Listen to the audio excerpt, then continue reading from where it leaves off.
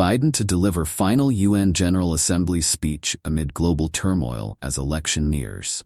President Joe Biden will address the United Nations General Assembly for the final time as Commander-in-Chief Tuesday morning, amid the spiraling conflict in the Middle East, Russia's ongoing war in Ukraine, and growing global concerns about China's influence. His speech comes against the backdrop of the presidential race on its final leg before Election Day, knowing that his successor, Vice President Kamala Harris, or former President Donald Trump, will face the same issues in the White House and may deal with them very differently. They are also Biden's first remarks before the General Assembly since Hamas's attack on Israel in October and the conflict that has ensued in Gaza, killing thousands of civilians. He'll speak to the leaders of other nations as hope for a ceasefire deal between Israel and Hamas has dimmed. As Israel continues its battle with Hamas, its conflict with Iran-backed Hezbollah has also escalated in recent days. On Monday, Israel launched airstrikes on neighboring Lebanon, whose government said nearly 500 people were killed and more than 1,600 were injured in Lebanon's deadliest day of conflict with Israel since 2006. Israel also issued evacuation warnings to people living in its northern region to escape the violence near the border. National Security Council spokesman John Kirby told reporters last week that Biden will reaffirm America's leadership on the world stage in New York and will rally global action to tackle the world's most pressing challenges. They include, he said, climate change, artificial intelligence, the opioid epidemic, and the wars in Gaza, Ukraine, and Sudan. As for his speech Tuesday morning, the president will deliver an address to the UN General Assembly outlining his vision for how the world should come together to solve these big problems and defend fundamental principles, such as the UN Charter, Kirby said. Kirby said Biden will meet with UN Secretary General Antonio Guterres to talk about how the partnership between the United States and United Nations in advancing peace and safeguarding human rights can endure and to prosper. Kirby said Biden will have engagements with foreign leaders Wednesday.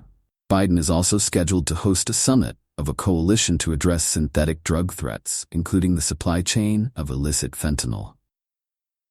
Republicans have often accused him of not doing enough to tackle the problem as part of the strategy at the U.S.-Mexico border.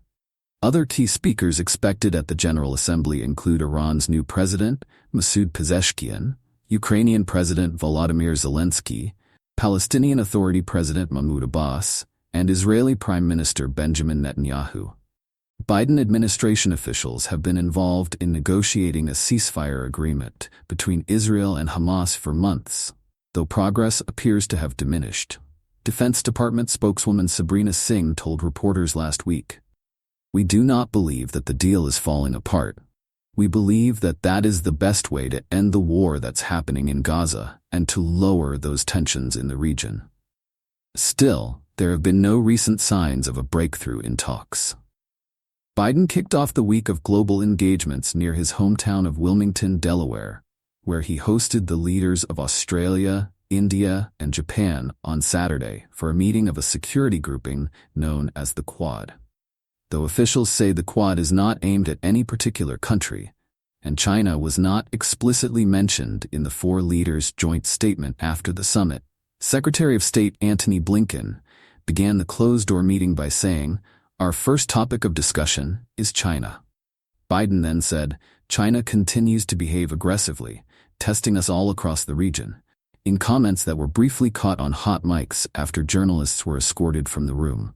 The Biden administration's policy toward China, the world's second-largest economy, has been to responsibly manage competition while promoting diplomatic engagement in order to avoid conflict in what is often described as the world's most important bilateral relationship.